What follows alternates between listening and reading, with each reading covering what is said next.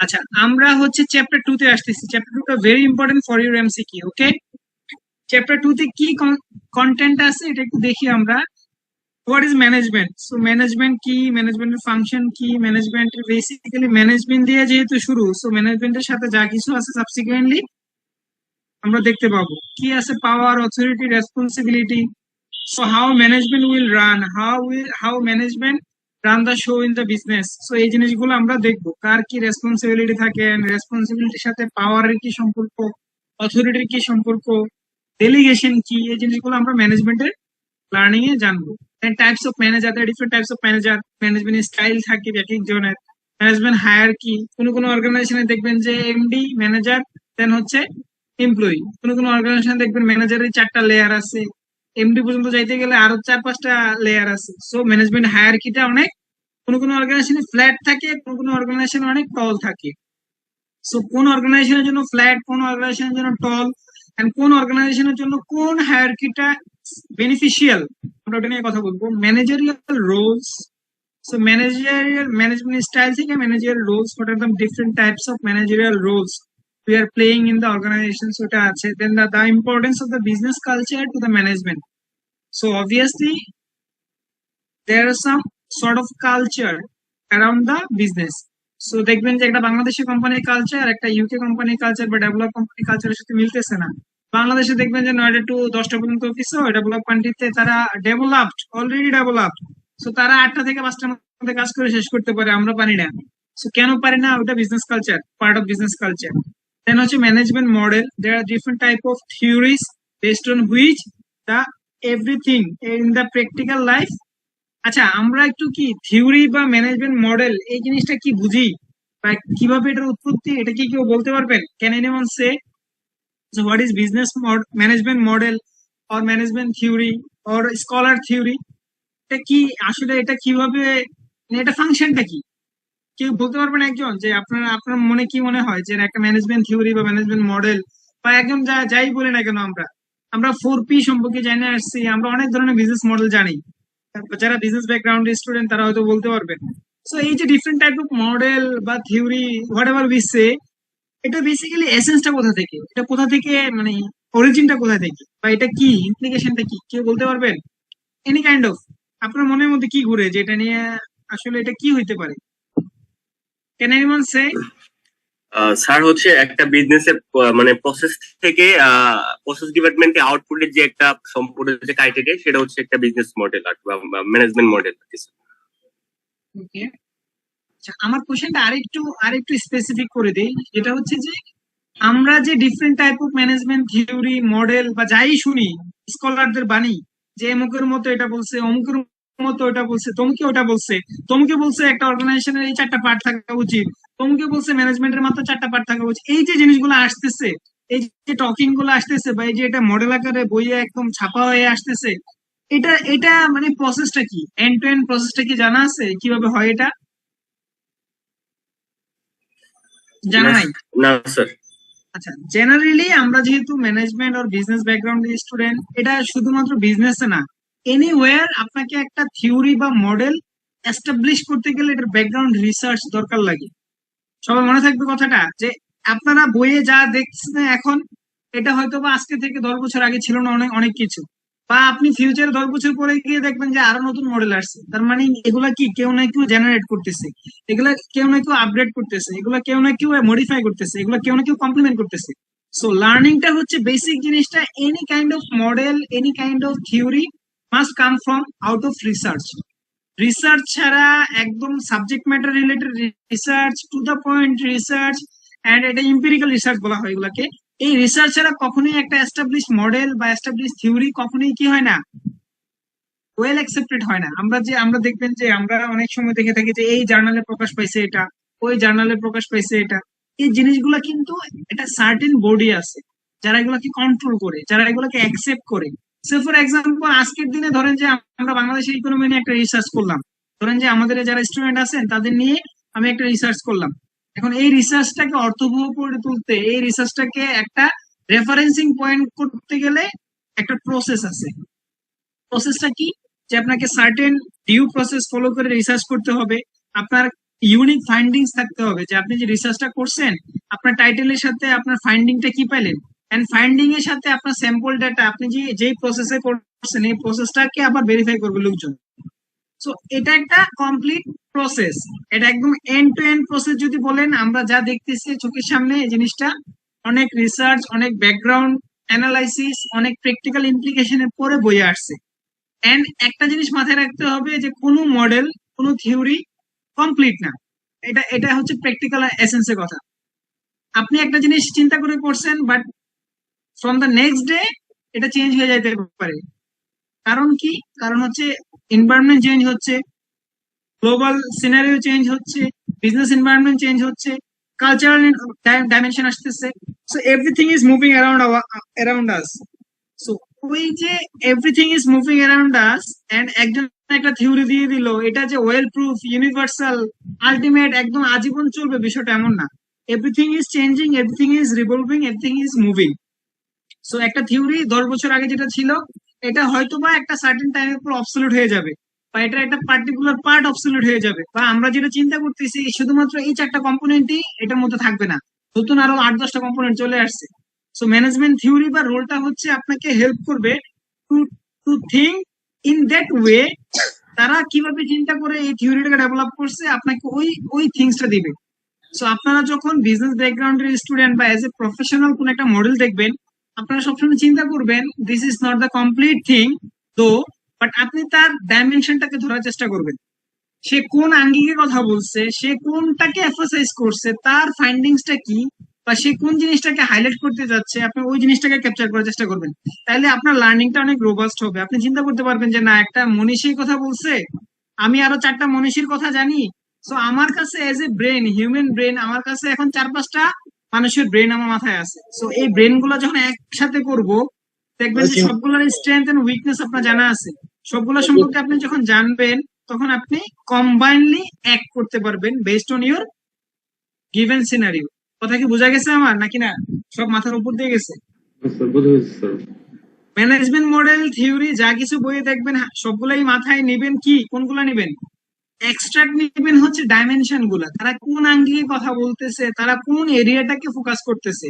এটা এমন না যে এটাই সর্বশেষ বাণী, এরপরে আর কোনো বাণী আসবে না।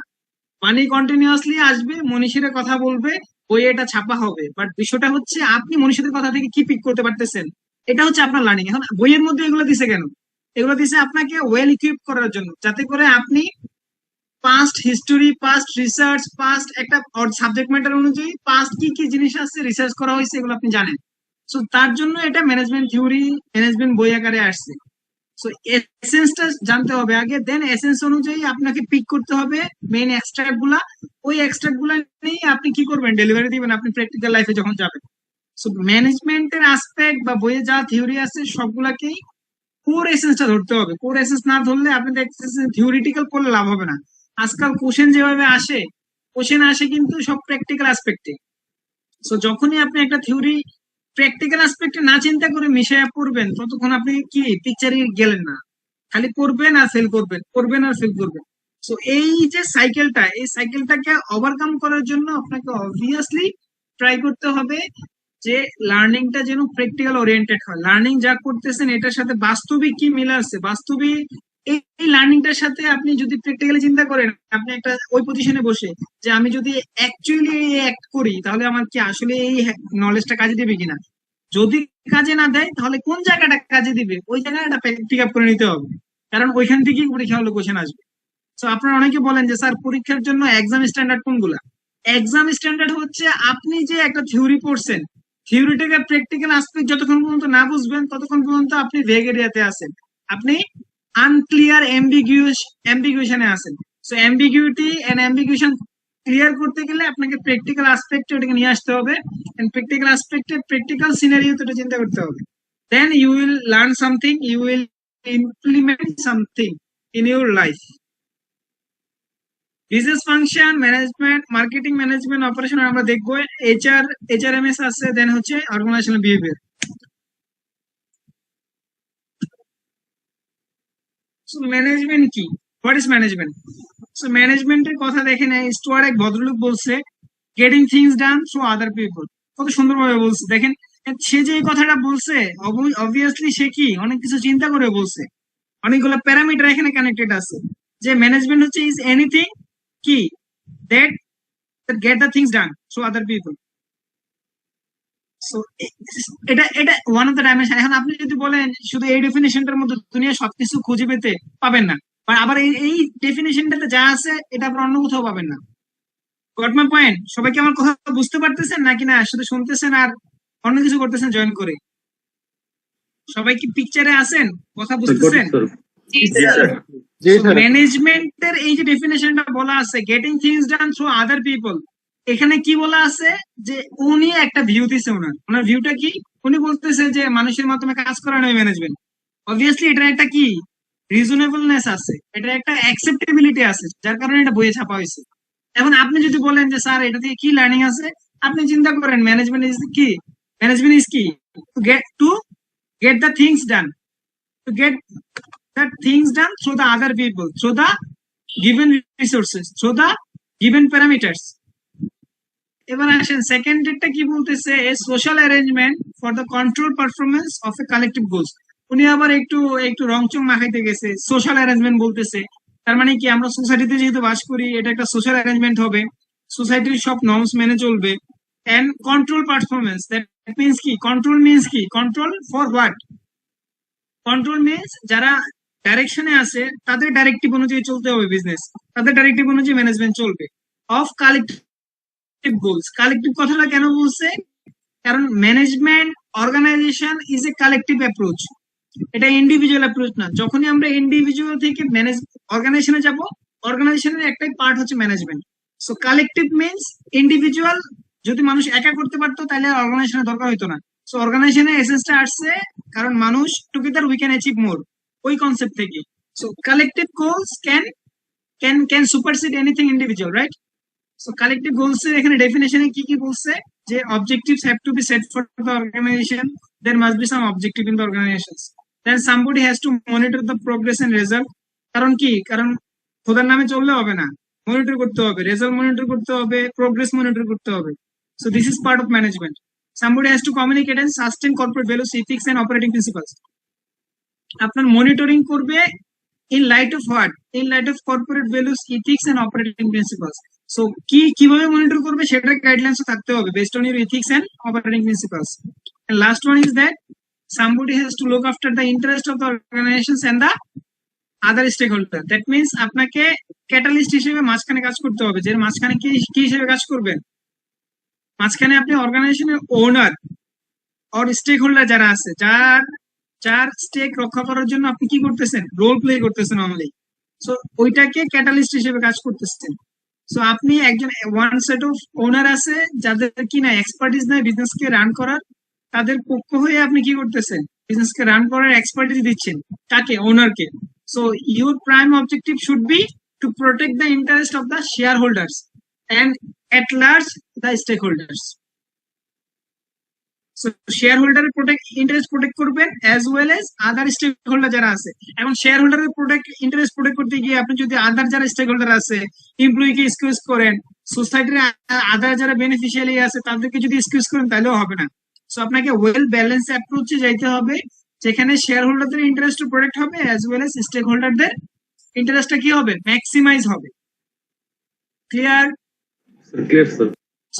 এই ডায়াগ্রামটা দেখেন যে অর্গানাইজেশন ইকোসিস্টেম, এটা একটা ওভারঅল সিস্টেম। এটা আপনার, এটা যদি মাথায় না থাকে তাহলে আপনি অর্গানাইজেশনে কিছুই বুঝবেন না। মানে একটা অর্গানাইজেশন কিভাবে চলে, একটা অর্গানাইজেশনে কে কোন রোল প্লে করে, এটা বোঝার জন্য এই ডায়াগ্রামটা খুব জরুরি সবার জন্য বলা। আপনারা যারা very new to the journey, CA journey, তাদের জন্য এই জিনিসটা মানে আপনার এমন কোনো সাবজেক্ট না যেখানে লাগবে না এটা আন্ডারস্ট্যান্ডিংটা। এটা হচ্ছে overall structure of the organization, একটা অর্গানাইজেশন কিভাবে চলে, ইকোসিস্টেম। আমরা বলি না যে একটা মানে বাস্তু সংস্থান, তো শুনছি আমরা, what is the importance of the বাস্তু সংস্থান বা ইকোসিস্টেম। এখানে প্রত্যেকটা জিনিস কানেক্টেড নেটের মতো, একটার সাথে আরেকটা কি কানেক্টেড, ইন্টার কানেক্টেড ডিভাইস, সবগুলাই হচ্ছে একটার সাথে আরেকটা কানেক্টেড। আপনি যখন দেখবেন যে মানে পরিবেশের ভারসাম্য রক্ষার জন্য ইকোসিস্টেম যেমন জরুরি, এই অর্গানাইজেশনের প্রত্যেকের রোল প্লে করার জন্য প্রত্যেকের জায়গায় তার ইন্ডিপেন্ডেন্ট রোল আছে, ওই রোলগুলো প্লে করা জরুরি। সো অর্গানাইজেশন ইকোসিস্টেমে একদম শুরু থেকে যদি বলি শেয়ার হোল্ডার, আপনি মালিক, আপনার সাথে কোনো কি নাই, আপনি সবার উপরে শেয়ার হোল্ডার। এখন শেয়ার হোল্ডারের মধ্যে দেখেন শেয়ার হোল্ডার কি করতেছে, ইলেক্ট করতেছে বোর্ড অফ ডাইরেক্টরস। কেন ইলেক্ট করতেছে? Can anyone say shareholder কেন বোর্ড অফ ডাইরেক্টরস ইলেক্ট করতেছে? Who are the board of directors? Can anyone say who are the board of directors or who are the member of the board? Share holder তাদেরকে ইলেকশনের মাধ্যমে ইয়ে করে, মানে sir board কেন গঠন করে। কেন শেয়ার হোল্ডার ইলেকশনের মাধ্যমে গেল? শেয়ার হোল্ডার শেয়ার হোল্ডার তো স্যার অনেকগুলো থাকে, অনেকগুলো শেয়ার মিলে একসাথে ইয়ে হয়। সবাই মিলে তো স্যার এক ইয়ে করতে পারবে না, মানে অপারেট করতে পারবে না, তাহলে তো তার কোম্পানিটা সেভাবে রান করবে না। সবাই বিভিন্ন ধরনের মতামত দিবে, সেক্ষেত্রে স্যার তারা শেয়ার হোল্ডাররা কি করে যে আমরা একটা ইলেকশন করে একটা বোর্ড গঠন করে দেবো, সে বোর্ডের আন্ডারে চলবে, এরকমটা। সবাইকে একমত? আপনার নামটা কি? জি স্যার, একমত স্যার। সরি আমার নাম প্রতীক। প্রতীক। সবাই কি প্রতীকের কথার সাথে একমত? প্রতীক যা বললো shareholder and board of directors নিয়ে, জি স্যার। কারো দ্বিমত আছে বা কারো কোনো এডিশন আছে যে না এটার সাথে স্যার এটাও মনে হচ্ছে আমার কাছে ইম্পর্টেন্ট, এই কারণে board of directors? Any other views? No views, okay. So এইখানে প্রতীক যেটা বললো, প্রতীকেরটা 100% অ্যাকুরেট।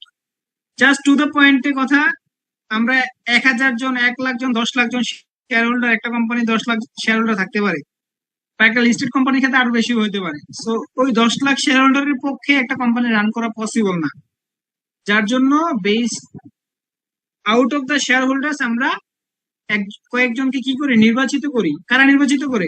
শেয়ার হোল্ডারই তাদের নিজের মধ্যে থেকে নির্বাচিত করে যে না, আউট অফ 1000 জন বা 10 লাখ জন বা 1 কোটি জন, these 20 people will run the show, these 20 people will act on behalf of the shareholder। এখন আপনারা বলেন যে একটা কোম্পানির যদি শেয়ার হোল্ডার ধরেন সে ফর এক্সাম্পল 1 মিলিয়ন, সো 1 মিলিয়নের মধ্যে ম্যাক্সিমাম বোর্ডের সাইজ হতে পারে 20 বা হোয়াট এভার 20, ধরে নিলাম 20, বাট এটা লিমিটেশন আছে, দেখা গেছে যে মিনিমাম 2 জন থাকতে হয়, ম্যাক্সিমাম অনেকজন হইতে পারে, 20 জন হইতে পারে। সো বোর্ড অফ ডাইরেক্টরস এর মধ্যে আমি যদি বলি যে আমার 10 লাখ শেয়ার হোল্ডার আছে, আউট অফ 10 লাখ শেয়ার হোল্ডারের মধ্যে আমি 20 জনকে নমিনেট করব to run the show, to be representative of us, তাহলে আমরা কিভাবে করব? এটা একটা প্রসেস আছে। প্রসেসটা কি? প্রসেসটা হচ্ছে প্রত্যেক বছর একটা কোম্পানির এজিএম হয়, কি অ্যানুয়াল জেনারেল মিটিং বলে। সো ওই মিটিং এ ভোটিং করা হয় যে না who will be the board of directors, who will be the member of the board. Then member গুলো সিলেক্ট করা হয়। আউট অফ দোজ 20 মেম্বার, ওই মেম্বার গুলো আবার মেজরিটি ভোট দিয়ে একজনকে কি করে, ওই মেম্বারদের একটা লিডার বানায়, যাকে চেয়ারম্যান বলে। কি বলে? চেয়ারম্যান অফ দ্য বোর্ড বলে। So chairman of the board sometimes তার কাস্টিং বোর্ড থাকে, এটা ডিফারেন্ট ইস্যু। সো চেয়ারম্যান থাকে একজন এন্ড 20 জন মেম্বার থাকে, ঠিক আছে, ইনক্লুডিং চেয়ারম্যান।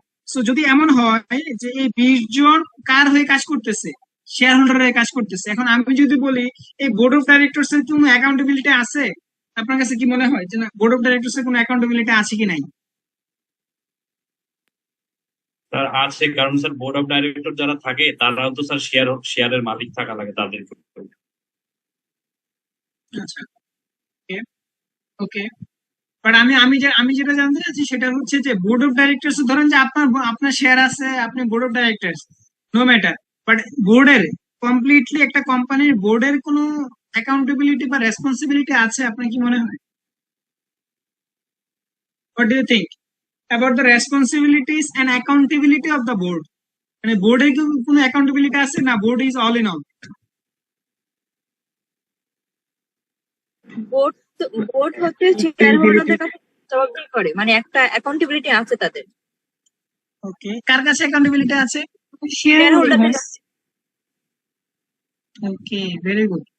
সো আমি জানতে চাচ্ছি যে আপনারা 10 লাখ শেয়ার হোল্ডার মিলে 20 জনকে বোর্ড অফ ডাইরেক্টরস নমিনেট করলে ওই 20 জন কি সর্বেসভা কিনা? না, কোশ্চেনটা হচ্ছে ওই 20 জন সর্বেসভা না, ওই 20 জন আবার প্রত্যেক বছর বছর কি হয়, চেঞ্জ হয়, ইলেকশন হয়, তার অ্যাকাউন্টেবিলিটি আছে, accountability two the share holders who elect them. So তা আলটিমেট চাবিকাঠিটা কার হাতে? শেয়ার হোল্ডারের কাছে। যদিও সেটা বাংলাদেশের ইলেকশনের মতো হয়ে গেছে, যদিও সেটা বাংলাদেশের কালচারে, যেটা কি বাংলাদেশের শেখ হাসিনার ইলেকশন, বাট ডেভেলপ কান্ট্রিতে share holder is the supreme authority. Share হোল্ডাররা চাইলে আপনাকে স্যাক করতে পারবে, চাইলে আপনাকে কি ক্ষমতা বসাইতে পারবে। বাট বাংলাদেশে পাবলিকের যেমন ক্ষমতা নাই, বাংলাদেশে কোম্পানির শেয়ার হোল্ডারের কোনো ক্ষমতা নাই।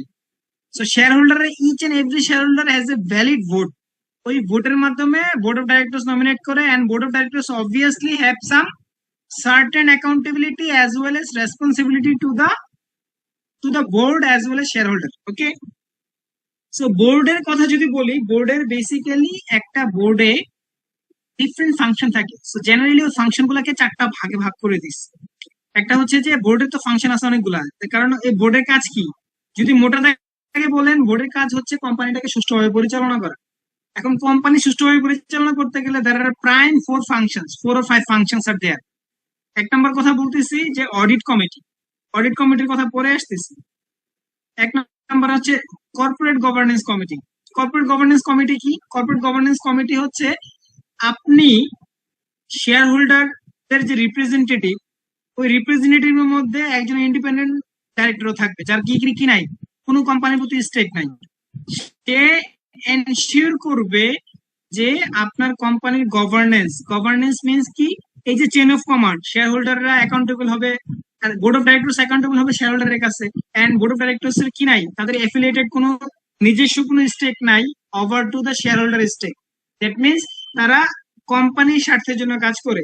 এমন অনেক বোর্ড অফ ডাইরেক্টরস আছে যারা কি করে, অ্যাফিলিয়েটেড কোম্পানি, তার নিজস্ব কোম্পানির সাথে কি করে, বিজনেস করে, যেটা কোম্পানি শেয়ার হোল্ডারদের এগেনস্টে যায়, বা কোম্পানির ম্যাক্সিমাম মানে কোম্পানির ইন্টারেস্টটা ম্যাক্সিমাইজ হয় না। সো কর্পোরেট গভর্নেন্স হচ্ছে এমন একটা বডি বা এমন একটা committee, sub committee of the board of directors, যেটা চেয়ারম্যান থেকে জেনারেলি ইন্ডিপেন্ডেন্ট ডাইরেক্টরস মোস্টলি। তার কাজ হচ্ছে কি করা, তার কাজ হচ্ছে যে ওভারঅল যে চেইন অফ কমান্ডটা বোর্ড অফ ডাইরেক্টরস এর ওভারঅল ফাংশনালিটিটা চেক করা, যে এটা ইন্ডিপেন্ডেন্ট এন্ড আনবায়াসড ওয়েতে চলতেছে কিনা। আপনারা এই যে কথাগুলো বলতেছি, এই কথাগুলা দেখবেন যে নেক্সট লার্নিং এ এভরিহোয়ার আপনার লাগবে। যদি লার্নিংটা ক্লিয়ার থাকে এখন, দেখবেন যে মনে হচ্ছে যে না, এই জিনিসগুলো অনেক অনেক হেল্প করতেছে আপনার নিজের, যখন নিজে পড়তে যাবেন। শুধুমাত্র বিজনেস ফাইন্যান্স না, আপনি বিজনেসে যে কোনো জায়গায় যান, ইভেন প্র্যাকটিক্যাল লাইফেও আপনাকে ওই এসেন্সটা, ওই আন্ডারস্ট্যান্ডিংটা ক্লিয়ার করতে হবে যে কর্পোরেট গভর্নেন্স কমিটির ফাংশনটা কি, বেসিক্যালি কেন কর্পোরেট গভর্নেন্স কমিটিটা আসছে। মেন রিজনটা হচ্ছে যে বোর্ড অফ ডাইরেক্টরস এর মধ্যে দুর্নীতি থাকে, সো ওইটাকে এনশিওর করার জন্য, ওইটাকে গভর্ন করার জন্য যারা ইন্ডিপেন্ডেন্ট সাব কমিটি থাকে, যেটা চেয়ারম্যান থাকে independent director. So independent director ensure করে যে না, বোর্ডটা ওয়েল ফিট আছে, সুইটেবল আছে, এন্ড তারা best act for the share holder কাজ করতেছে। Same thing the audit committee. Audit কমিটির ক্ষেত্রে ভেরি সেন্সিটিভ কমিটি, যেটা রিপোর্টিং সরাসরি শেয়ার হোল্ডারের কাছে আসে। তারা কি করে, অডিট কমিটির কাজ হচ্ছে কোম্পানির যে অ্যানুয়াল অডিট হয়, এক্সটার্নাল অডিট যেটা বলি আমরা, ওই এক্সটার্নাল অডিটররা তার সাথে ডাইরেক্টলি লিঙ্ক করা থাকে, and তারা রিপোর্টিং করে কোম্পানি কি আছে কিনা, financial statement true and fair view দেয় কিনা সেটা এনশিওর করে। And audit committee directly reporting to the chairman as well as শেয়ার হোল্ডারের কাছে আছে। ম্যানেজমেন্ট রিসোর্স কমিটি কি, আপনারা যে ম্যানেজমেন্ট অ্যাপয়েন্ট করবে, সিএফও দিবে, সিও নিবে, এই সবগুলা রিসোর্স ওয়েল ডাইভার্সিফাইড আছে কিনা ওটা চেক করে কে, management resource committee. And risk committee, আপনার বিজনেস মডেল কি, আপনার বিজনেসের মডেল অনুযায়ী আপনার বিজনেসে কি কোর এরিয়া আছে, রিস্ক এরিয়া আছে, বিজনেস রিস্ক আইডেন্টিফিকেশন এন্ড এটাকে মিটিগেশন করে একটা অ্যাকসেপ্টেবল লেভেল নিয়ে বিজনেস রান করানোর কাজ হচ্ছে রিস্ক কমিটির কাজ। এখন আপনি যদি বলেন, সে ফর এক্সাম্পল ব্যাংকের ক্ষেত্রে রিস্ক কমিটির কাজ কি, একটা এক্সাম্পল বলি। ব্যাংকের ক্ষেত্রে রিস্ক কমিটির কাজ কি? ব্যাংকের ক্ষেত্রে রিস্ক কমিটির কাজ হচ্ছে ব্যাংক যখন ইনভেস্ট করে বা লোন দেয় টু দ্য কাস্টমার, তো রিস্ক কমিটির কাজ হচ্ছে যাকে লোন দিচ্ছে তার ক্রেডিটটা ঠিক মতো আছে কিনা, ডিউ ডিলিজেন্স মেনটেন করে লোন দিচ্ছে কিনা কোম্পানি, ওইটাকে এনশিওর করা যে লোন স্যাংশনের ক্ষেত্রে কোনো রিস্ক আছে কিনা, যে লোন সম্পূর্ণটা গায়েব হওয়ার, এনপিএল হওয়ার, যেটাকে নন পারফর্মিং লোন বলি আমরা। সো এই রিস্ক কমিটি এনশিওর করবে যে আপনার অর্গানাইজেশন যে লোন দিচ্ছে, এই লোন দেওয়ার প্রসেসটা ঠিক আছে কিনা, লোন কোন কোন ক্রাইটেরিয়ার উপর দিতেছে ওটা ঠিক আছে কিনা, নাকি না ওইখান থেকে কোনো রিস্ক জেনারেট হচ্ছে যেটা আপনার বিজনেসের জন্য ক্ষতিকর। সো রিস্ক কমিটি হচ্ছে ফ্রম দ্য টপ থেকে আপনাকে গাইডেন্স দিবে, মনিটরিং করবে আপনার বিজনেস প্রসেস ওভারঅল কোন লেভেলে যাচ্ছে, কোন ডাইমেনশনে যাচ্ছে, যেটা বিজনেসের জন্য কনজেনিয়াল কিনা, নাকি বিজনেসের জন্য ক্ষতিকর, ওটা রিস্ক কমিটির কাজ। And the final thing is that ultimately board of director সবকিছু ম্যানেজমেন্টের উপরে ছেড়ে দেয়, ম্যানেজমেন্টকে একটা ডাইরেকশন দিয়ে ছেড়ে দেয় যে না এবার চলো generally. But in a develop country, in a well organization company, in a listed কোম্পানির ক্ষেত্রে এই প্রত্যেকটা ফাংশন অ্যাক্টিভ, প্রত্যেকটা ফাংশনের সুপ্রিম পাওয়ার দেওয়া আছে এবং তারা ইন্ডিভিজুয়ালি ইন্ডিপেন্ডেন্ট ওয়েতে রান করে, যেটা বাংলাদেশের ক্ষেত্রে একটু মিসিং না পুরোটাই মিসিং। কারণ বোর্ড অফ ডাইরেক্টরস দেখা গেছে যে আপনার ধরেন সব ফ্যামিলি বেসড বোর্ড, যদি বলেন আপনার হচ্ছে টপ 5টা কর্পোরেট হাউস, টপ 5টা কর্পোরেট হাউসের মধ্যে নিজের মাইয়া বউ নিজে, তারপর নিজের জামাই থাকলে জামাই, জির জামাই থাকলে জির জামাই, নাহলে পুতের জামাই, এমনি দিয়ে বোর্ড চলতেছে। বাট বোর্ডের যে এক্সপার্টিস দরকার, ওই এক্সপার্টিসের দরকার নাই, কারণ সবগুলা কি private share based, private investment based, যার কারণে কি হয় না ওই বোর্ডের যে ডাইরেকশনটা দরকার, বোর্ডের যে এন্টারপ্রেনারশিপটা দরকার, বোর্ডের যে এক্সপার্টিসটা দরকার, ওই এক্সপার্টিসটা বোর্ড পায় না, যার কারণে বিজনেসটা একটা লেভেলে স্টাক হয়ে যায়। কারণ আপনি যখন এক্সপার্টিস লোককে আপনি বোর্ডে রাখবেন, বোর্ডে অ্যাপয়েন্ট করবেন, তখন আপনার বিজনেসের অবভিয়াসলি ডাইমেনশন চেঞ্জ হয়ে যায়। সো এটা হচ্ছে কোর থিং। আচ্ছা, power and authority matrix. Power and authority matrix এর ক্ষেত্রে যেটা হচ্ছে যে আপনার কোর থিং কি, কোর থিং হচ্ছে আগে আমরা ইন্ডিভিজুয়াল আইটেম গুলা জানি যে পাওয়ার কি। পাওয়ার মানে হচ্ছে আপনার ক্ষমতা আছে, আপনি কোনো কিছু করতে পারবেন, this is power. And what is authority? Authority is the right. দেখেন, power is the ability, authority is the right. Can you differentiate this two? আপনার মনে হতে পারে যে না স্যার পাওয়ার এন্ড অথরিটি তো একই মনে হচ্ছে, না। Power is the ability and authority is the right. দুটার ডিফারেন্সটা বুঝতে পারছেন? Power is the ability to get things done, and authority is the right to do something or to require someone else to do it. ডিফারেন্সটা হচ্ছে একটা হচ্ছে right, একটা হচ্ছে অ্যাবিলিটি। আপনার অ্যাবিলিটি আছে বাট আপনি কি করতেছেন না, এক্সারসাইজ করতেছেন না, এটা এক জিনিস। আর একটা হচ্ছে আপনাকে রাইট দেওয়া আছে বাট আপনাকে পাওয়ার দেওয়া নাই। আর ঠিক আছে, আপনাকে অর্গানোগ্রামে আপনার রাইট দেওয়া আছে যে আপনি টু ডু সামথিং করার জন্য আপনাকে রাইট দেওয়া আছে, বাট পাওয়ার দেওয়া নাই। মানে কি আপনার ওই অ্যাবিলিটি নাই, আপনাকে ওই রিসোর্স দেয় নাই, আপনার নিজের ক্যাপাসিটি নাই, তাহলে হবে না। ম্যানেজমেন্ট রান করতে গেলে পাওয়ার এন্ড অথরিটি দুইটাই সিমালটেনিয়াসলি কি করতে হবে, ডেলিগেট করতে হবে।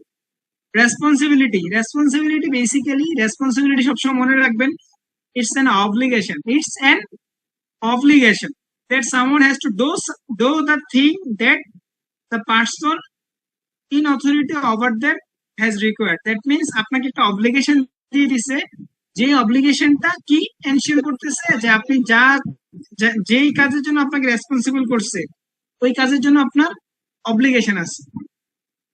দ্যাট মিনস আপনাকে যে পার্সনের কথা যদি বলি, যে এই পার্সনের রেসপন্সিবিলিটি আপনাকে দিচ্ছে, দ্যাট মিনস ওই পার্সনের রেসপন্সিবিলিটি নেওয়া আপনার কি অব্লিগেশন। ওকে,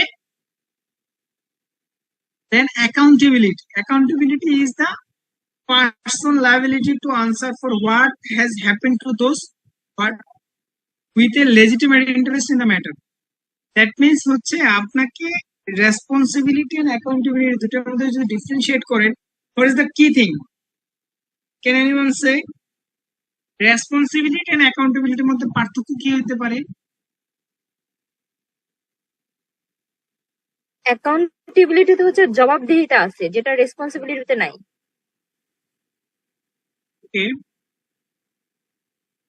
ওকে, any other idea?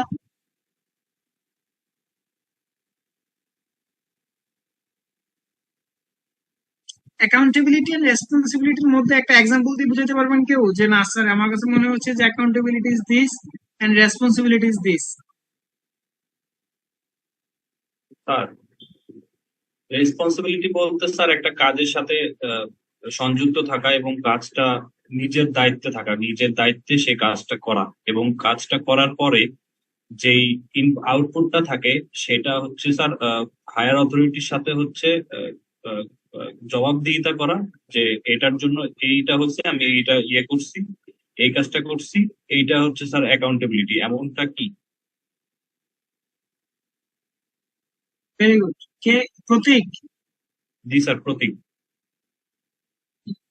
আচ্ছা, দুজনটাই রাইট, আপনারটা একটু এলাবোরেট। Very nice explanation. যেটা হচ্ছে যে ও যেটা বলছে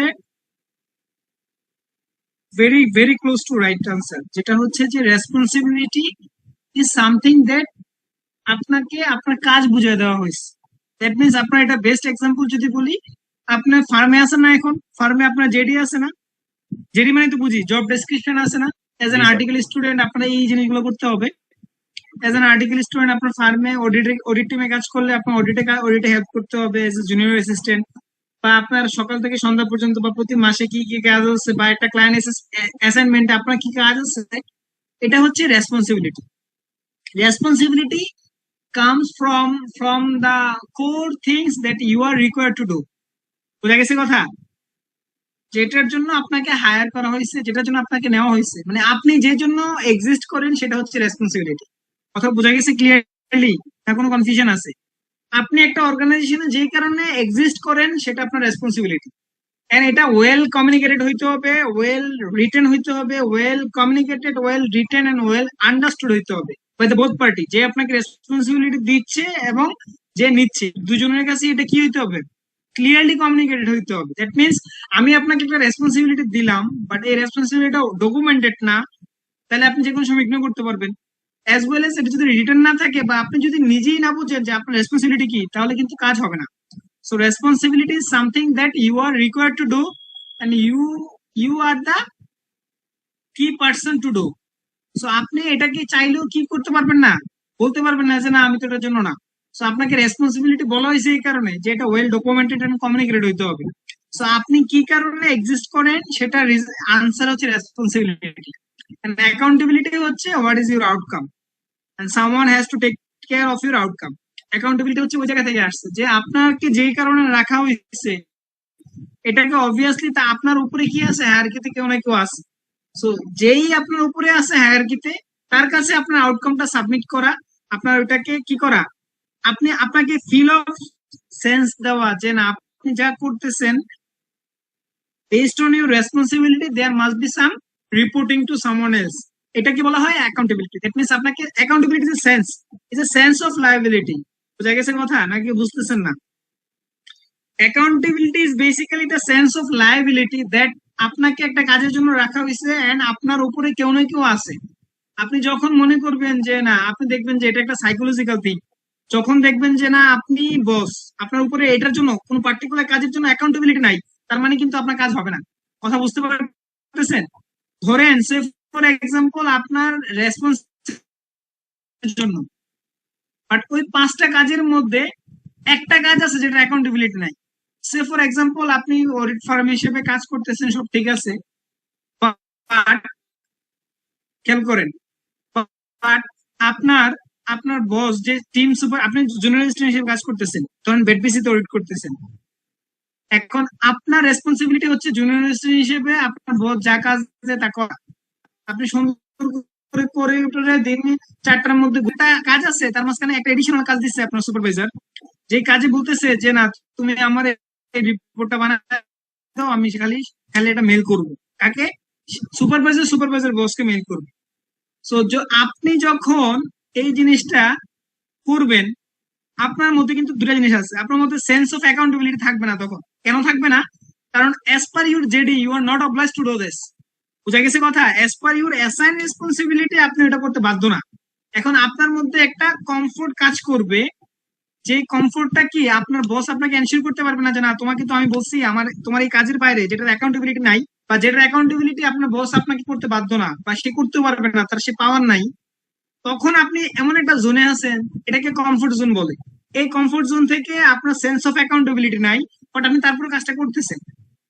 বাট বিষয়টা হচ্ছে অন্য 4টা কাজ না করলে যেমন আপনার বস দিবে শান্টিং, কিন্তু ওই 5 নাম্বার কাজটা যেটা কেপিআই আপনার নাই, যেটার অ্যাকাউন্টেবিলিটি সেন্স নাই, ওই কাজটা না করলে আপনার বস আপনাকে চার্জ করতে পারবে না।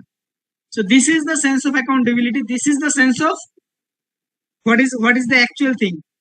So this is both way. একটা হচ্ছে যে যার কাছে আপনি অ্যাকাউন্টেবল তার কাছে একটা psychological thing, as well age যে অ্যাকাউন্টেবিলিটি এনশিওর করবে আপনাকে অ্যাজ এ ইনকামবেন্ট হিসেবে আপনাকে অবভিয়াসলি এটা চিন্তা করতে হবে। It's a sense of liability, যে আপনাকে যে কাজের জন্য রাখা হয়েছে ওটাকে আপনি এনশিওর করবেন at the end of the day. So accountability comes from different view point, responsibility comes from different view point. দুটা কিন্তু আলাদা জিনিস, যদিও দুটো ইন্টার রিলেটেড, বাট অ্যাকাউন্টেবিলিটিটা হচ্ছে সেন্স অফ লায়াবিলিটি, রেসপন্সিবিলিটিটা হচ্ছে sense of what, sense of what, Sense of obligation. Sense of obligation in terms of what? In terms of for which you are hired, for which you are exist in the organization. Clear? Sir, clear, sir. Responsibility কিন্তু obviously কোন জায়গায় আসবে, যেটার জন্য আপনাকে higher করা হয়েছে, যেটা আপনার কাছে well documented and communicated, and যেটা আপনি জানেন যে না this is my responsibility, so anything beyond this or anything including inside of the responsibility area I will be liable, I will be obliged for this.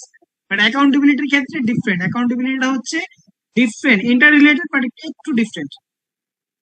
Then delegation, ডেলিগেশনটা হচ্ছে তো আমরা জানি সবাই, এই যে একটু আগে যে এক্সাম্পলটা বললাম, আপনার বসের কাজ আপনারা করাই নিল, বললো যে তুমি এটা করে দাও, আমি খেলে একটা মেল মারবো। সো ডেলিগেশনটা হচ্ছে এখানে যেটা আছে এটা ডেলিগেশন হয় না 100%। ডেলিগেশনের সাথে আরেকটা জিনিস গ্যাপ আছে এখানে, যেটা হচ্ছে আপনাকে পাওয়ার দেয় নাই।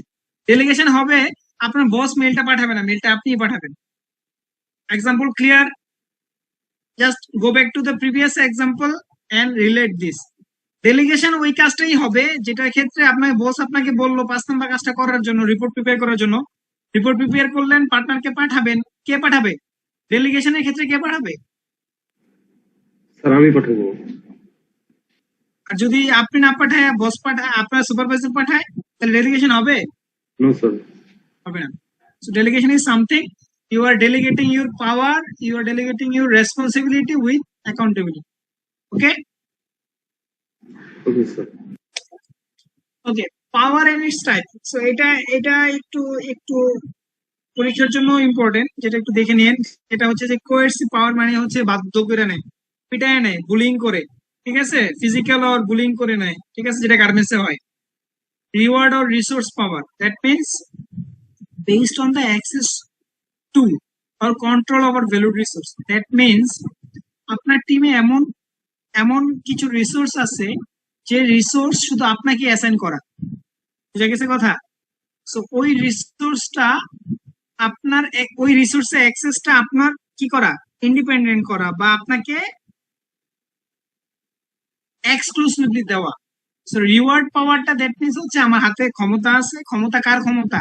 ক্ষমতাটা হচ্ছে রিসোর্সের ক্ষমতা। ক্ষমতাটা কার? রিসোর্সের ক্ষমতা। অ্যাজ ওয়েল এজ আপনার রিসোর্স যেহেতু আছে, ওই রিসোর্সকে রিওয়ার্ড ক্ষমতা আপনার থাকতে হবে।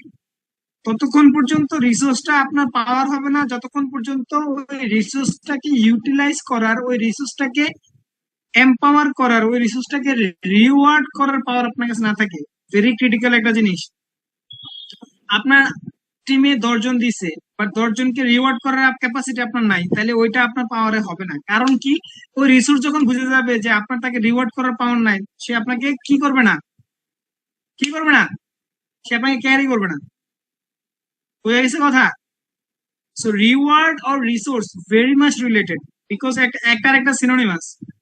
রিসোর্স পাওয়ার বলতে বোঝাচ্ছে আপনাকে একটা পার্টিকুলার রিসোর্স দিছে, যেটা পাওয়ার আপনার। এখন আপনাকে ওই রিসোর্সটা যদি হিউম্যান বিং হয়, অবভিয়াসলি আপনাকে ওটা রিওয়ার্ড করার ক্যাপাসিটি থাকতে হবে। আর যদি ফিজিক্যাল অ্যাসেট হয়, অবভিয়াসলি আপনাকে ওটা অ্যাক্সেস করার ক্যাপাসিটি থাকতে হবে। ক্লিয়ার? কোনো কনফিউশন আছে রিসোর্স পাওয়ার নিয়ে? আপনার এমসিকিউ তে কিন্তু কোশ্চেন আসবে এখান থেকে, ইভেন ইন্টারেক্টিভ কোশ্চেনও মেবি আছে এখানে, একটা সেলফ টেস্ট আছে, এটা নিয়ে একটা কনফিউশন আছে। সো কারো কোনো কনফিউশন থাকলে সাথে সাথে রেজ করবেন। আচ্ছা, লেজিটিমেট। লেজিটিমেট পাওয়ার তো বুঝতেই পারতেছি, পজিশনাল পাওয়ার। আমি হেড অফ ফাইন্যান্স, আমার পজিশনের পাওয়ার দেয়া এলাম, ঠিক আছে, আমি এটা দেবো না, আমি আমার টিমের ছুটি দেবো না, আমি আমার টিমরে এই রিসোর্সটা প্রমোশন পাবে এটা দেবো না। সো আমি হেড অফ ফাইন্যান্স, আমার সায়েন্স ছাড়া প্রমোশন হবে না। এটা হচ্ছে লেজিটিমেট পাওয়ার। ক্লিয়ার? সো এটা বেসিক্যালি এটা এটা হচ্ছে যে আপনার পজিশন থেকে হবে, আপনার কোনো ক্যাপাসিটি না থাকলেও হবে, সমস্যা নাই, আপনি একটা পজিশন বসাই দিছে, ও পজিশনের এটা পাওয়ার। দেখবেন যে বাংলাদেশের কি রাষ্ট্রপতি, রাষ্ট্রপতির পাওয়ারটা কি পাওয়ার বাংলাদেশের ক্ষেত্রে? সর্বোচ্চ পাওয়ার স্যার। সুপ্রিম পাওয়ার। কি পাওয়ার? শুনে নাই। সুপ্রিম পাওয়ার বলছে। রাষ্ট্রপতির পাওয়ারটাকে বলে বাংলাদেশে লেজিটিমেট পাওয়ার। ও বাংলাদেশের ক্ষেত্রে, সব দেশে না। আবার বাংলাদেশের ক্ষেত্রে কি তার পাওয়ারটা কি? ইটস এ লেজিটিমেট পাওয়ার। তার পজিশনের বলে সে পাওয়ার আছে, বাট তার কি নাই, ঘোড়ার ডিমও পাওয়ার নাই, তার পজিশনাল পাওয়ার আছে। Expert power. Expert power means something the professional has, দেখা গেছে যে আপনি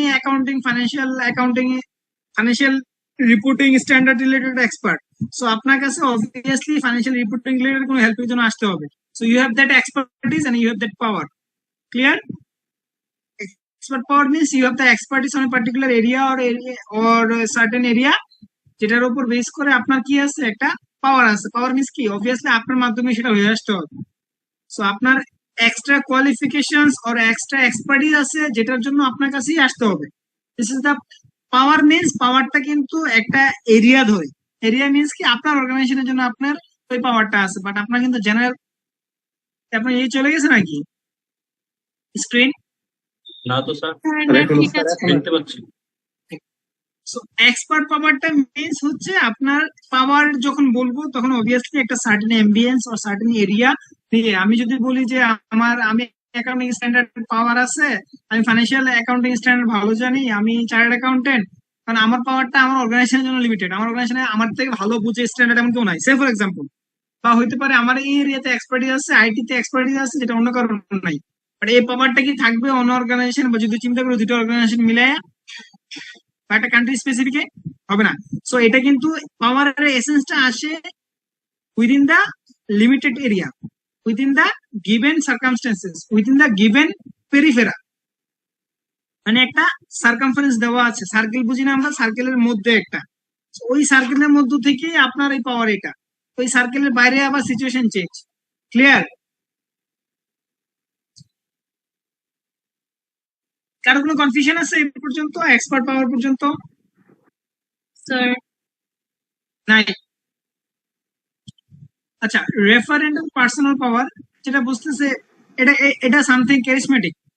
ঠিক আছে, যে আপনার একটা ক্যাপাসিটি আছে যেটা অন্য কারো নাই, আপনার খুব পিপল কনভিন্সিং পাওয়ার বেশি, আপনার নেগোসিয়েশন স্কিল ভালো, এটা charismatic, something like that, your personal attribute থেকে আসে, যেটা দিয়ে আপনি কি করতে পারেন। আপনিও ম্যানেজার, আপনার সাথে ফ্রেন্ড আরেকটা সেও ম্যানেজার, ও সেলসে গেলে ফাটায় ফেলে, আপনি কথা বলতে পারেন না। This is personal power, personal capacity. This is charismatic thing that inside you, inbuilt, যেটা ইনবিল্ট হয়। Then negative power, negative thing, এটা সবার মধ্যেই আছে, আমার বাংলাদেশে তো আরো বেশি, যে কারো ঠেঙ্গে ধরে টান দেওয়া। So negative power is very much handy in a negative organization, যেখানে কি হয়, মানুষ অলওয়েজ ট্রাই করে কি করা, just to bomb up the negative thing.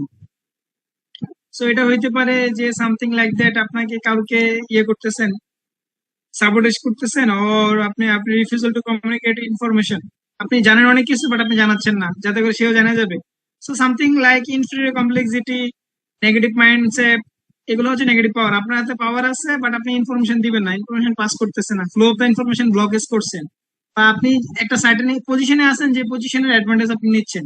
So this is something all negative. So যেটা নেগেটিভ, এটা হচ্ছে দুইটা জিনিস, একটা হচ্ছে কোয়ার্সিভ আর একটা নেগেটিভ পাওয়ার। এই দুইটা হচ্ছে নেগেটিভ পাওয়ারের টাইপ। আচ্ছা, এই ইন্টারেক্টিভ কোশ্চেনটা একটু দেখেন তো কি হবে এটা, সবাই একটু পড়েন, এটা কি বলতেছে এটা একটু পড়েন, আনসার কি হবে এটা?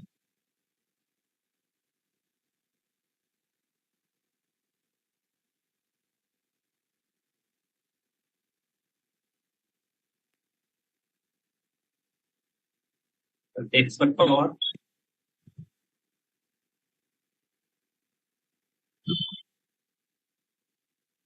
কি, কে বলছেন? স্যার আমি এক্সপার্ট পাওয়ার হবে না, এখানে তো স্যার একটা পার্টিকুলার ডিপার্টমেন্টকে বোঝাচ্ছে, আইটি ডিপার্টমেন্ট। ওকে ওকে, নিলাম আপনারটা। Any other answer? স্যার এটা রিসোর্স পাওয়ারও হয় না? রিসোর্স পাওয়ার কে বলছে? স্যার আমি নামটা বলেন। রাশিদা। সীতা। আর প্রতীক বলছেন এটা হচ্ছে আপনার এক্সপার্ট এক্সপার্ট পাওয়ার, পাওয়ার, রাইট? জি স্যার, জি স্যার। মানে স্যার I দুইটাই think- হয় এখানে, রিসোর্স আর হচ্ছে এক্সপার্ট। আচ্ছা, কোনটা মোর লজিক্যাল, এবার ওটা আমরা যাই। এটা ছাড়া আই থিঙ্ক অন্য কোনো কিছু ক্যাপচার হয় না এখানে। সো দেখেন, আমি যেটা এখানে এটা হচ্ছে বলতেছে যে Nasir Iqbal is manager in the IT department of his firm, he has a degree in computer science and 14 staff reporting to him. 14 জন রিসোর্স আছে যেটা তাকে রিপোর্ট করে, and তার কম্পিউটার সায়েন্সের ডিগ্রি আছে। What types of power can Nasir exert as a manager in order to make sure a project is completed on time. দেখেন এখানে দুইটা জিনিস, দুইটাই রাইট। আপনার যেটা বলছেন যে তার একটা সার্টেন টাইপ এক্সপার্টিস আছে, বাট এখানে এটা বলে নাই আপনাকে ওই এক্সপার্টিসের যে ইয়েটা, তার ডিগ্রি আছে, ডিগ্রি থাকা মানে এক্সপার্টিস না। ডিগ্রি থাকা এক্সপার্টিস না, কারণ কি? কারণ হচ্ছে ওই 14 স্টাফ যারা আছে তারও একটা পার্টিকুলার এক্সপার্টিস থাকতে পারে। এখন দুইটা রেলিভেন্ট আনসারের মধ্যে আপনি কোনটা বেস্ট সুটেড আনসার এটা কিভাবে ফিল্টার করবেন সেটা জানতে হবে পরীক্ষার হলে। কারণ আপনার দেখবেন যে এমসিকিউ তে জেনারেলি মনে হয় সবগুলোই কি খালাতো ভাই, মামাতো ভাই, ফুফাতো ভাই, সবগুলোই কাজিন, বুঝা গেছে? সো কাজিনের মধ্যে কোনটা খালাতো ভাই, কোশ্চেনে কি খালাতো ভাই চাইছে না মামাতো ভাই চাইছে, ওটা বের করার দায়িত্ব আপনার। এখানে আসেন, এখানে দেখেন যে আপনাকে একটা টিম ফরমেশন করে দিছে, যে টিম আপনাকে রিপোর্ট করে। সো এটা কিন্তু ওয়ান কাইন্ড অফ আপনাকে রিপোর্টিং টু হিম দিয়ে বলতেছে you are oblige to take care of them as well as they are obliged to report to you, right? Yes or no? G sir. Yes. And degree in computer science দিয়ে বোঝাচ্ছে হ্যাঁ তার computer সায়েন্সে degree আছে, সে বস, এতটুকু বোঝা গেছে। But এখানে কিন্তু তার যে এক্সপার্ট পাওয়ার আছে এটা নিয়ে এলাবোরেশন নিয়ে কিছু বলে নাই, বুঝছে? যে না তার কম্পিউটার সায়েন্সে ডিগ্রি আছে এন্ড সে এই ল্যাঙ্গুয়েজে, সে জাভা ল্যাঙ্গুয়েজে এক্সপার্ট কোম্পানিতে, এই কথাটা বলছে? না বা স্যার সে এটাও তো পার্টিকুলার এই মিন করে যে ডমিনেশনে স্যার, এক্সপার্ট, স্যার এই এটাও কাজে তো মিন এক্সপার্ট, করে যে বলছে? সে আইটি ম্যানেজার, তার মানে স্যার আইটি ডিপার্টমেন্টে সে এক্সপার্ট। হ্যাঁ রাইট, এটাও মিন করে, রাইট, আইটি ম্যানেজার হিসেবে মিন করে, আপনি ইনফার করে নিছেন, no problem. But based on the given scenario আপনার হাতে দুটো অপশন আছে, একটা হচ্ছে যে রিসোর্স পাওয়ার, আরেকটা হচ্ছে যে এক্সপার্ট পাওয়ার। কোনটা এই সিচুয়েশনে ইনফরমেশনে বেস্ট ফিট করে সেটা আপনি সিলেক্ট করেন। আপনি যেটা বলতেছেন, হ্যাঁ আপনি ধরে নিচ্ছেন যে তার কি আছে, এটাও রাইট, যুক্তিক, মানে রিজনেবল, যে না তার যেহেতু কম্পিউটার সায়েন্সে ডিগ্রি আছে। এখানে তো এটা বলে না যে 14 স্টাফ যারা আছে তারও তো কম্পিউটার সায়েন্সে ডিগ্রি আছে নাকি না, যেহেতু আইটি ডিপার্টমেন্টের। জি স্যার। স্যার সো resource এখানে এক্সামের better। ক্ষেত্রে এগুলো একটু কনফিউজিং থাকে, বাট আপনাকে অবভিয়াসলি কোনো না কোনো ভাবে কি করতে গাইড করবে কোশ্চেনে, যে না এই কোশ্চেনটা বেসিক্যালি দুটো কনফিউজিং আনসার আছে, আনসার এটাই হবে, এটা কোশ্চেনে আপনাকে গাইড করবে। যেমন এটার ক্ষেত্রে 14 স্টাফ রিপোর্টিং টু হিম দিয়ে বুঝাচ্ছে যে না তার রিসোর্স আছে 14 জন, 14 জনই তার কাছে রিপোর্ট করে। So it's a team and সে টিম লিড, সে টিম লিড হিসেবে তার রিসোর্স পাওয়ার আছে। সো 14 স্টাফটা মোর অ্যাবাউট রিসোর্স, কম্পিউটার সায়েন্সটা ইজ মোর, যদিও এটা একটা এক্সপার্টিস বুঝায়, বাট এক্সপার্টটা এখানে কি করে নাই, ডেমনস্ট্রেট করে নাই উল্লেখ যে করেনি sir. Computer science degree as a expert power. Clear? Yes, sir. জি স্যার, ঠিক আছে। রিসোর্স পাওয়ার হবে স্যার। আচ্ছা এইখানে যেটা আছে এটা অলরেডি কথা হয়ে গেছে, এটা দেখে নিন। Account authority, responsibility, accountability and delegation, এটা অলরেডি ডিসকাস হয়ে গেছে। সো এটা নিয়ে নেক্সট এমসিকিউ তে কোশ্চেন থাকবে। এবার আসেন management hierarchy. So generally management হায়ারার্কিতে আমরা যেটা চিন্তা করি যে টপ লেভেল ম্যানেজার, আপনারা যখন চিন্তা করবেন একদম অর্গানাইজেশন পার্সপেক্টিভ চিন্তা করবেন, টপ ম্যানেজার, টপ ম্যানেজার কারা একটা কোম্পানিতে বলেন তো?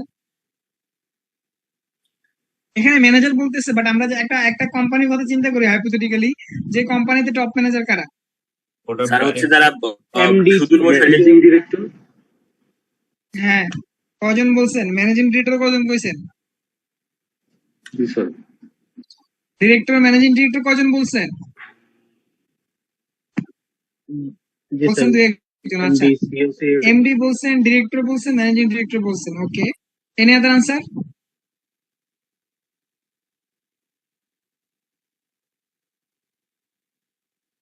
টপ ম্যানেজার এটা কি হচ্ছে বোর্ড অফ ডিরেক্টরে কে হবে?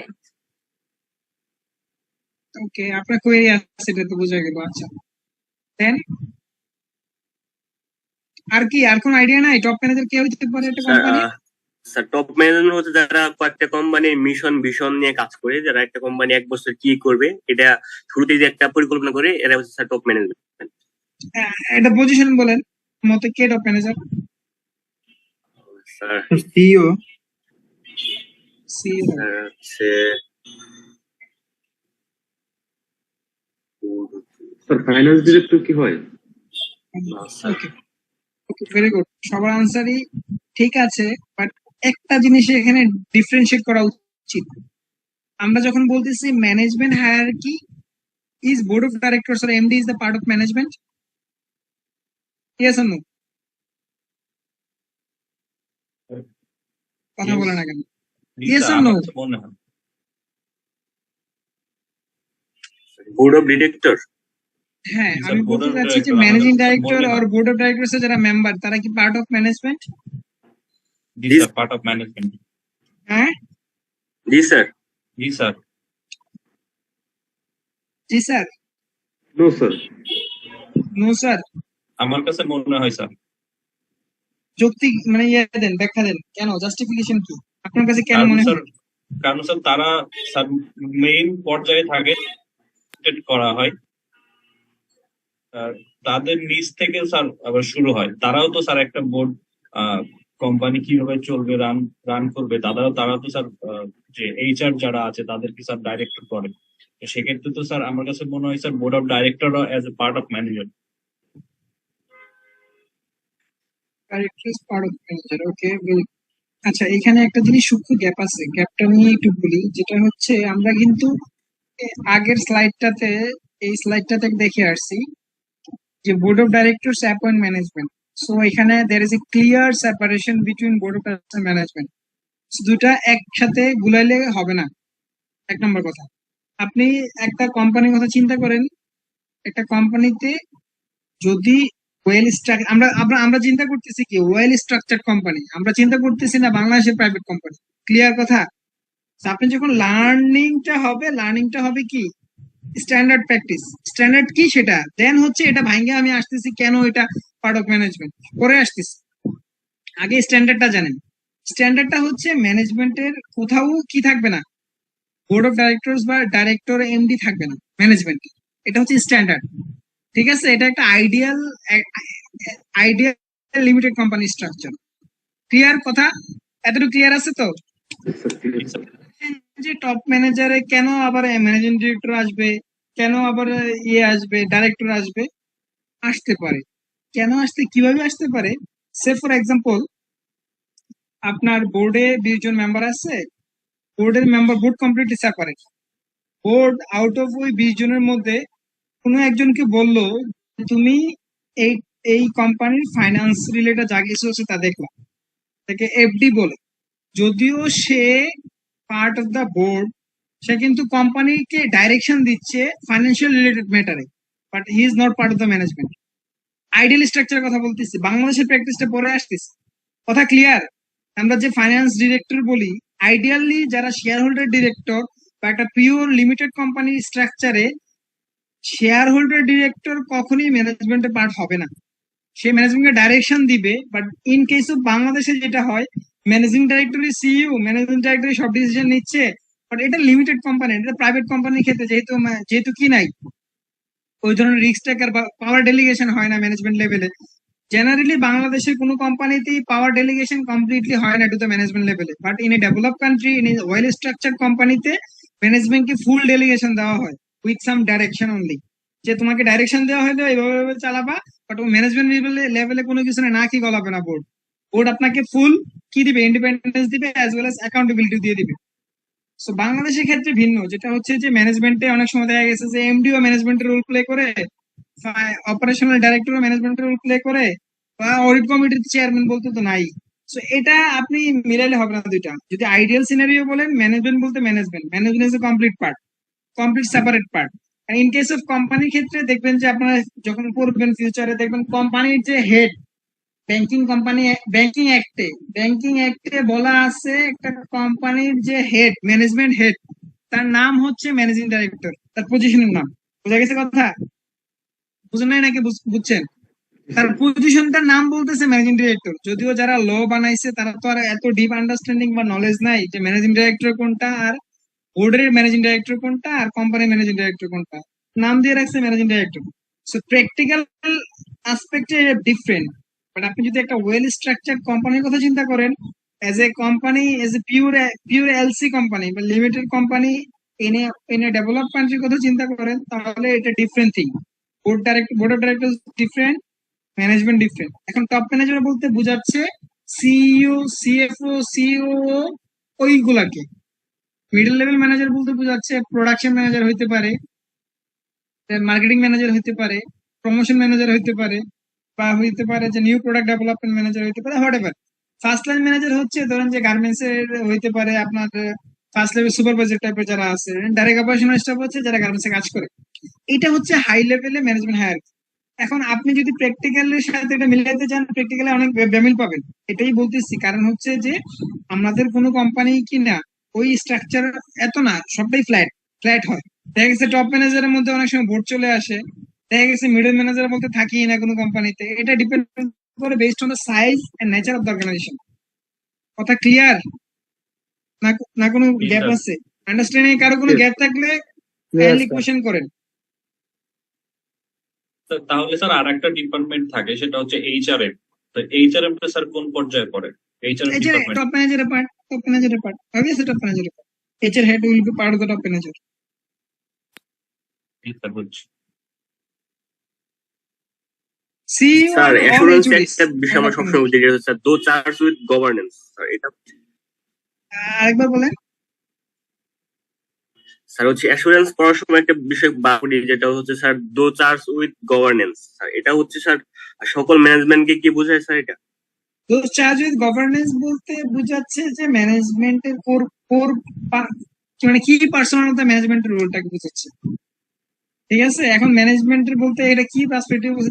তোর চার্জ ইন দ্য গভর্নেন্সে বোর্ডেরও আছে, ম্যানেজমেন্টও আছে। এখন জেনারেলি আপনার কোন আসপেক্টে এটা বলছে সেটা হচ্ছে ডিফারেন্ট, বাট জেনারেলি এটা বোঝাচ্ছে যে যারা মানে ম্যানেজমেন্টের পার্টের ক্ষেত্রে যারা টপ লেভেলে যারা আছেন, লাইক সিইও, সিএইচআর, ওই লেভেলে যারা আছে তারা, অ্যাজ ওয়েল এজ আমাদের যেহেতু ফ্ল্যাট, সেক্ষেত্রে আপনার ম্যানেজিং ডাইরেক্টর বা ডাইরেক্টর লেভেলের তারাও থাকতে পারে।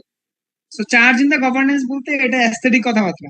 অ্যাস্থেটিক কথাবার্তা মানে হচ্ছে তার পাওয়ার আছে গভর্নেন্সটাকে কি করার, এনশিওর করার।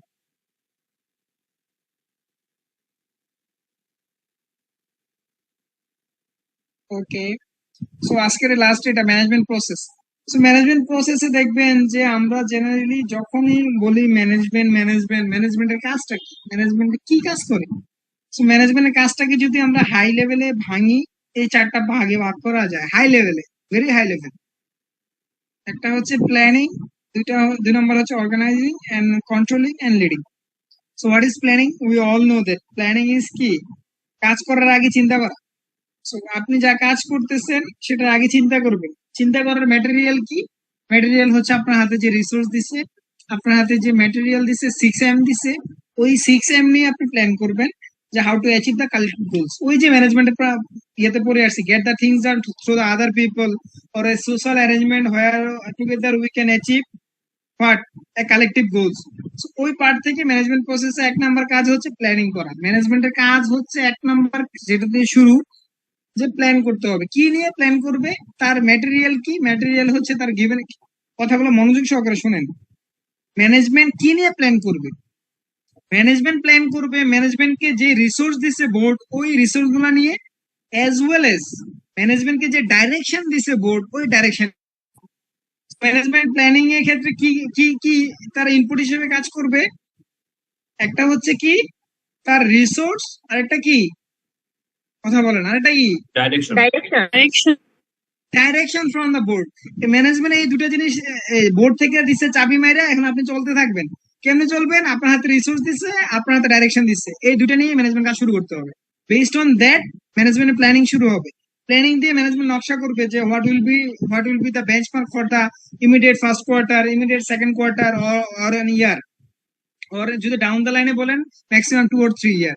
সো প্ল্যানিং লেভেলে প্রত্যেকটা কাজের জন্য ম্যানেজমেন্ট অবভিয়াসলি কি তার given agenda, given sort of motto from the board থেকে যে ডাইরেকশন দিছে, ওই ডাইরেকশন নিয়ে ম্যানেজমেন্ট তার গিভেন রিসোর্স নিয়ে এবার রিসোর্স অ্যালোকেশন করবে।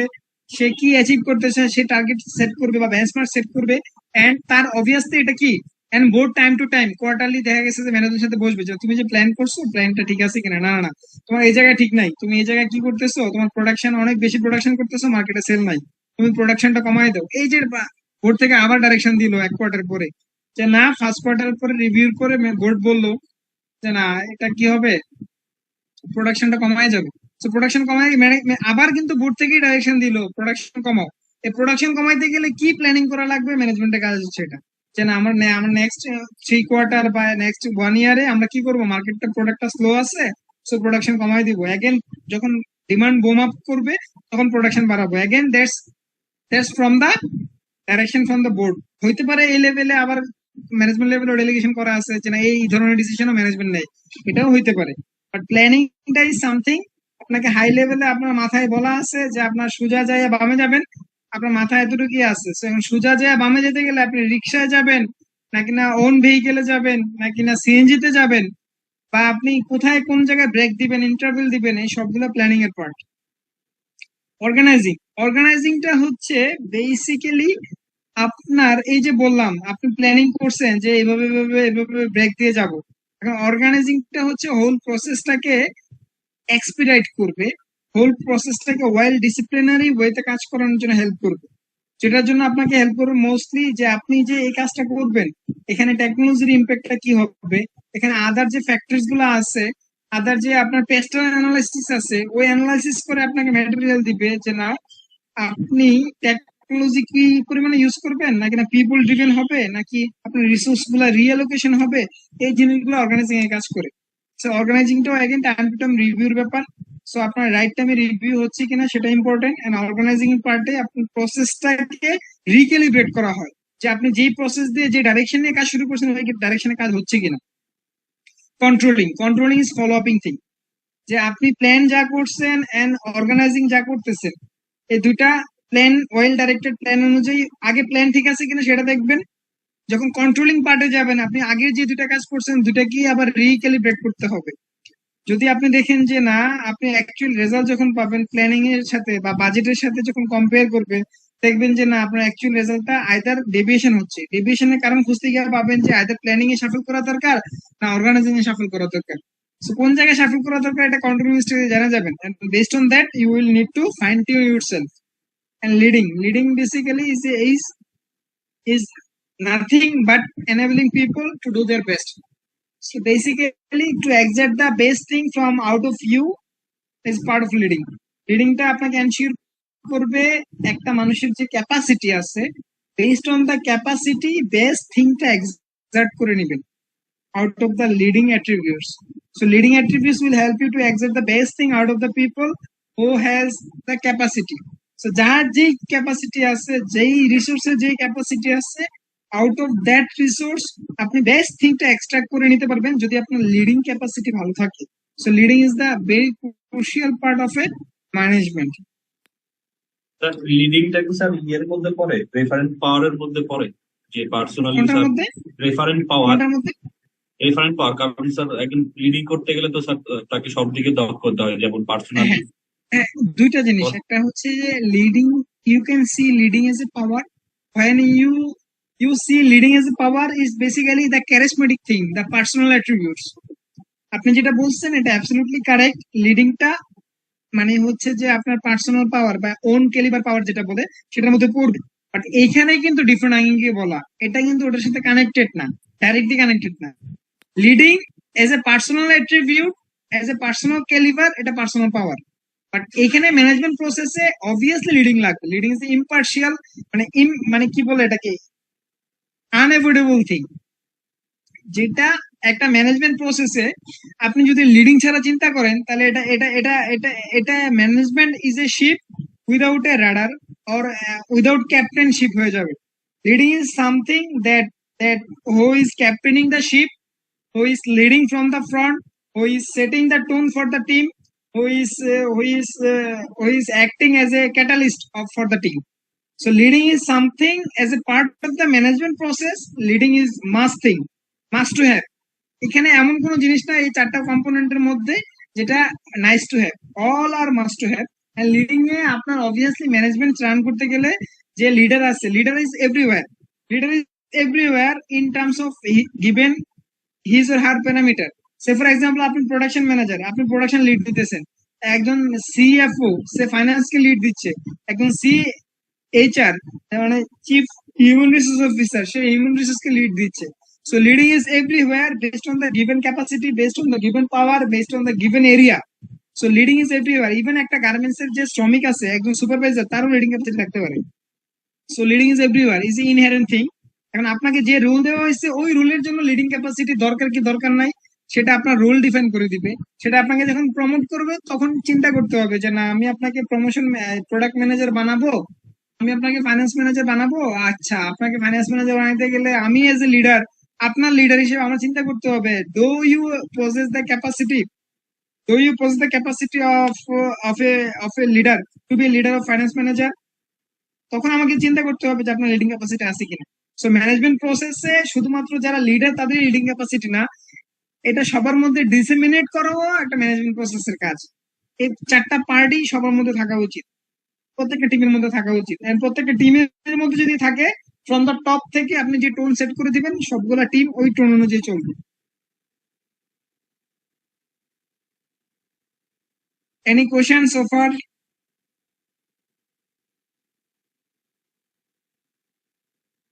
No question?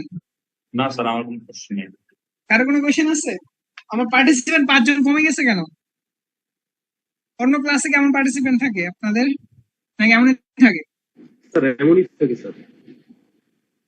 সো আপনারা যারা বিজনেস ফাইন্যান্স পরীক্ষা দিবেন, সো তাদের জন্য বলা আপনারা কিন্তু ইমিডিয়েটলি পড়াশোনা অ্যাক্সিলারেট করেন।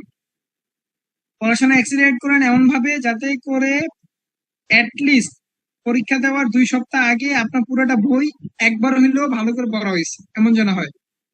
মনে থাকবে বেঞ্চমার্কটা, প্রত্যেকটা চ্যাপ্টার যেগুলো প্রবলেম এগুলো আইডেন্টিফাই করে রাখেন। আমি যখন যাবো ওগুলো পড়ায় ফেলবো। এন্ড আমি যে চ্যাপ্টারটা পড়াচ্ছি ট্রাই করবেন ওই চ্যাপ্টারটা ওই দিনেই ফলো আপ করার, ওই দিনে পড়ে এটা শেষ করে ফেলার, যাতে করে এই চ্যাপ্টারটা নিয়ে আমার ক্লাসে যে টাইমটা দিলেন এই টাইমটার সাথে আপনি নিজস্ব কিছু টাইম অ্যাড করে ওই চ্যাপ্টারটা একবারে শেষ করে দিবেন, যাতে করে আবার রিপিট না করা লাগে। ক্লিয়ার কথা নাকি না? জি স্যার। স্যার, ঠিক আছে। জি স্যার। ওকে, আমার গলা ব্যথা হয়ে গেছে। ঠিক আছে, আজকের মতো ক্লোজ করতে পারি নাকি? জি স্যার, শিওর স্যার। জি sir, sure sir. Okay. Thank you sir.